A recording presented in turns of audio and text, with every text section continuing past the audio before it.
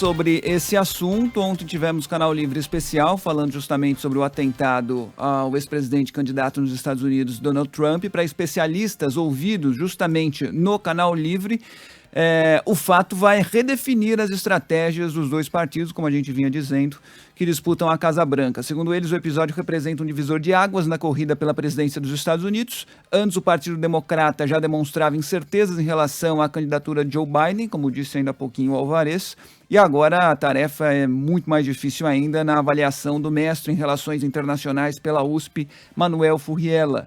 De acordo com o professor, Donald Trump sai fortalecido ao ser vítima do ataque, obrigando Joe Biden a reduzir a ofensiva contra o adversário.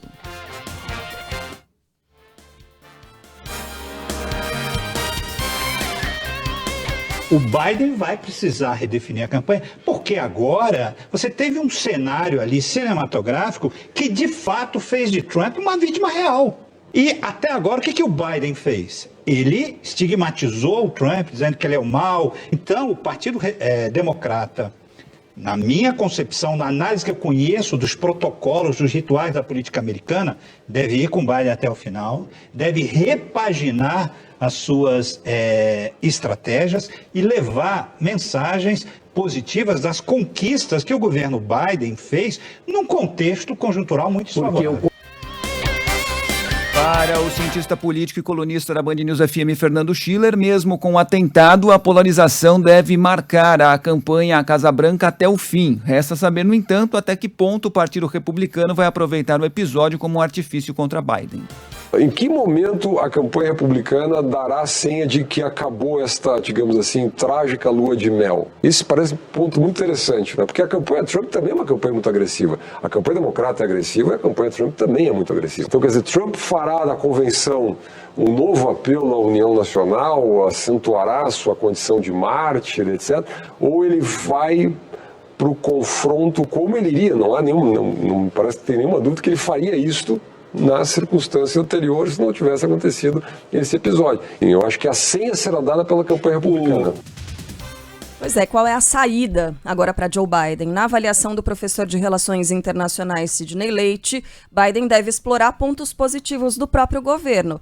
Ele sugere duas figuras importantes do Partido Democrata que podem ajudar o presidente a vencer o jogo eleitoral, se é que é possível. Obama, e talvez mais importante que Obama, é uma figura muito popular que fez um governo impecável e que está um pouco em segundo plano. Estou falando de Bill Clinton. Ele é uma figura-chave e ele renovou a América. Ele fez um governo que colocou os Estados Unidos no trilho da modernidade, competitivo, e ao mesmo tempo foi um grande líder mundial, uma figura, uma referência. Essas duas figuras precisam entrar em campo, e aí penso que eu não daria o jogo como definido, não, viu? Esse jogo ainda tem algumas partidas aí. Rodrigo Alvarez de novo com a gente, Restabelecemos a conexão. Era justamente essa questão que eu faria ao Alvarez e vou pegar a carona aí do que disse o professor Sidney Leite, a respeito da campanha democrata, Alvarez. Resta saber se essas outras figuras, como Clinton e Obama, estarão dispostas a entrar nesse jogo e se desgastar numa batalha quase perdida, Resta saber se eles estão dispostos a contribuir à campanha de Biden, que hoje está quase que arruinada, Que bom, Fábio, que existem opiniões diferentes. Eu discordo plenamente dos professores que colocaram aí a possibilidade do Biden resgatar feitos do governo dele, conseguir isso, mostrar ser melhor que Trump. Essa campanha é totalmente midiática, essa campanha é de rede social, a campanha não tem a lógica, e não vai ter nunca mais até o final, de uma discussão programática. Isso já era, não faz mais sentido a campanha discutir programa. Vai se discutir, obviamente, vão tentar colocar isso vai surgir nos debates, mas isso mais a preponderância que poderia ter. A questão agora é uma questão de imagem. Os Estados Unidos são um país acostumado com a ideia de imagem, Toda a questão de Hollywood, americano, a questão das celebridades. É um país que praticamente inventou a maneira como a gente funciona hoje de trabalhar a imagem. Então, o que tem agora? É um trabalho de imagem. Trazer o Obama e trazer o Clinton seria muito positivo Obviamente, me parece que não é suficiente. A troca no momento é suficiente, porque a distância do outro ficou muito imensa. ruim, né? Tá muito ruim a conexão com o Rodrigo Alvarez, tá picotando demais e dificultando completamente já a compreensão do que ele dizia, que ao contestar, ao ter opinião divergente em relação ao que nós ouvimos aí dos professores trazendo análise, trouxeram análise no Canal Livre da Band, com transmissão simultânea aqui da Band News FM. A gente tem mais ainda análises, inclusive, o professor Paulo Velasco também falou, foi entrevistado aqui na Band News FM, ele falou sobre como esse atentado será mais uma marca na história política dos Estados Unidos, revelando como a democracia americana vive uma situação delicada. É o professor de Relações Internacionais da Universidade Estadual do Rio de Janeiro. Vamos ouvir aqui um trechinho do Paulo Velasco. Já são alguns anos, em que os próprios políticos, os próprios candidatos, aqueles que exercem cargos de grande projeção, inclusive a chefia da própria Casa Branca, acabam alimentando muitas vezes antagonismos, fraturas, divisões dentro do Estado norte-americano. E isso, levado a extremos, acaba muitas vezes provocando atos radicais como visto ontem. Não temos, evidentemente, a motivação do que levaria um eleitor republicano a tentar assassinar o candidato Donald Trump, ex-presidente, mas certamente, enfim, alguma coisa associada a esse clima de convulsão, de polarização, que vemos com ódio sendo trocado de ambos os lados. Isso é muito perigoso para a democracia americana. Segundo o professor de Relações Internacionais da Faculdade Arnaldo Jansen, Vladimir Feijó, a imagem de Donald Trump, ferido, erguendo o punho, como a gente descrevia agora há pouquinho, mostrava mais uma vez para os nossos ouvintes, telespectadores, essa imagem deve ser muito, muito explorada durante a campanha. Simplesmente já reflete um pouco do que o imaginário americano estava fazendo de comparação. E agora só tem mais imagens, tanto em vídeo quanto em foto, para ilustrar. Essa imagem, essa foto, se ela fosse produzida, não seria tão perfeita para uma foto de sequência de campanha. Claro que agora a gente está fazendo uma análise quase insensível perto da tragédia que quase aconteceu, com a morte de um candidato à presidência dos Estados Unidos, de um ex-presidente dos Estados Unidos.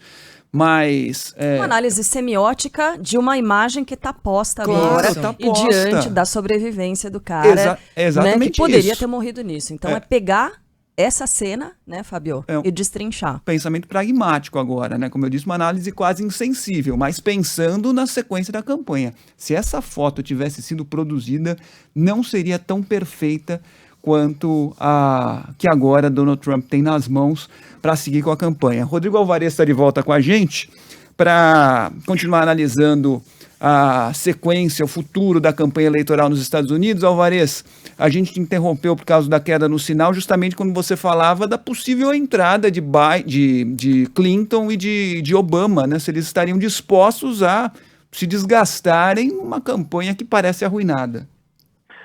Fábio, a Sheila bem ressaltou, estava discordando realmente da opinião, de algumas opiniões dos cientistas políticos que a gente ouviu antes. Por quê? A meu ver, essa campanha está partindo mais do que nunca para uma questão de imagem, A gente não vai ter possibilidade agora de imaginar que vai ser uma discussão programática, de mostrar sucessos do governo Biden, de mostrar as falhas de Trump. E não é isso que vai definir essa campanha. Realmente é uma campanha que vai ser baseada em quem consegue demonstrar uma imagem de futuro presidente melhor. O Trump, nesse momento, está se colocando para a militância dele como um grande herói e, mais do que tudo, como um mártir. A gente tem que lembrar o seguinte: a população americana é, em grande parte, cristã.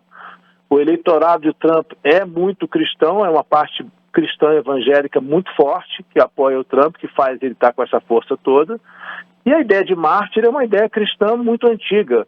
Se você lembrar rapidamente aqui, dos dois maiores nomes do cristianismo são mártires. São Pedro, morto, crucificado de cabeça para baixo, São Paulo decapitado. Então Trump começa a ser colocado nesse mesmo panteão pelos eleitores dele. Isso significa o quê? Acordar mais do que nunca uma militância que já estava acordando. Isso quer dizer que num lugar onde as pessoas não são obrigadas a votar você vai ter uma votação em massa dos eleitores de Trump. Talvez não vai mudar de hoje para amanhã. Algumas pessoas eu vi perguntando isso nas redes sociais. Mas quer dizer então que quem votava no Biden agora por causa disso vai votar no Trump? Não é isso. Numa eleição que você não é obrigado a votar, o eleitor do Biden fica dormindo em casa enquanto o eleitorado do Trump sai em massa às ruas para poder votar e eleger aquele em que eles acreditam. Então isso, mais do que tudo, vai acordar o eleitorado de Trump e, claro, o indefinido, aquele eleitor indeciso, vai tender agora, a gente acredita que ele vai tender na direção do Trump. Tem outro ponto também, que é a questão da defesa armamentista nos Estados Unidos. Se pode ou não comprar arma, a gente tem essa bandeira muito forte por parte do Partido Republicano. Nesse caso, Rodrigo Alvarez, você que acompanhou também, inclusive participou de uma cobertura intensa de ataque à escola nos Estados Unidos, morte de crianças e tal, por causa desses ataques armados, qual é a sua percepção com relação à população dos Estados Unidos diante disso, de uma tentativa de assassinato de um candidato à presidência dos Estados Unidos por uma arma, enquanto que a gente está falando de uma cidade do interior, uma cidade bem pequena, né, em que as pessoas acreditam que quanto mais armadas, mais seguras elas estão. O que é que a gente pode tirar desse episódio, na sua avaliação, o que é que as pessoas vão pender mais para que lado? Cara, a gente, se repetir o padrão histórico, a gente vai ver uma corrida por armas nesse momento, né? É normal, né, nos Estados Unidos, depois de um grande atentado como esse, que as pessoas, com medo da proibição, corram para comprar mais armas. Mudar a mentalidade do americano republicano é impossível. Isso não aconteceu em séculos, não vai acontecer agora, né, nesse momento. Agora, eu queria só retomar, já que você falou da cidade do interior, da questão das armas, vocês estavam conversando com o Barão sobre o rapaz, né, o Thomas Crown, e estão tentando, né, por um lado, equilibrar, dizer, ele também fez uma doação para o Partido Democrata. O Barão disse muito bem, né, aquela doação é irrelevante, no sentido de que nem é direta ao Partido Democrata. Agora, eu acho que a gente tem que entender esse ataque num contexto dos outros ataques. Esse ataque não é isolado, não me parece um ataque político, tá? Isso é cedo para a gente dizer, o FBI está investigando, mas com o que a gente sabe até agora, não tem indícios de um ataque político. Esse rapaz não tinha atividade política suficiente para se imaginar que ele está planejando matar o Donald Trump para uma finalidade política. 2, ele aparentemente, ele era filiado ao Partido Republicano, em tese ele gostava do Trump. Em princípio, não tem por que ele querer matar o Trump para beneficiar o Biden, né? Esse discurso não faz sentido. O que faz sentido se você olha para os casos de ataques nos Estados Unidos? O que acontece é que, normalmente, esses lobos solitários, como o Barão muito bem disse, né, aqueles que agem sozinhos num ataque desse, normalmente estão agindo por um problema psicológico grave. Não precisa ter doença mental anterior, basta ter um problema psicológico sério. Esse garoto não planejou viajar ao país para ir atrás do Trump, ele atacou o Trump no quintal de casa, muito perto, pegou a arma do pai, nem comprou uma arma para isso, ou seja, tudo leva a crer que é alguém que está querendo chamar a atenção. O que chama a atenção? Eu matar aquele meu ídolo. É muito comum assassinatos de ídolo. Lembra do Mark Chapman, que matou o John Lennon? Ele era o maior fã do John Lennon. Então você não precisa detestar alguém para matar alguém. Pelo contrário, às vezes você mata aquilo que você quer possuir. É muito comum isso na história dos grandes assassinatos, né? Ou um assassinato de alguém que você admira. Então, provavelmente, esse incidente não é um incidente que a gente pode qualificar como político. Ele tem consequências políticas absurdas. Mas na origem dele, provavelmente, está um rapaz com sérios problemas psicológicos, que sofreu bullying e quis, como muitos desses assassinos, e lembra o caso do Mark Chapman, né, chamar a atenção do ídolo ou chamar a atenção da sociedade. É isso, Rodrigo Alvarez, jornalista, nosso colega, apresentador do Melhor da Noite, aqui conosco, nos ajudando na leitura desse episódio gravíssimo para a política americana, para a história da política e das eleições americanas. É sempre muito bom poder contar com você, com a sua experiência toda como correspondente e com as suas análises também, viu, Alvarez? Um beijo para você, bom dia. Obrigado, Sheila, Carla, beijo para vocês, um abraço para o Fábio e para todos os nossos espectadores. Bom dia para todo mundo. Valeu, até.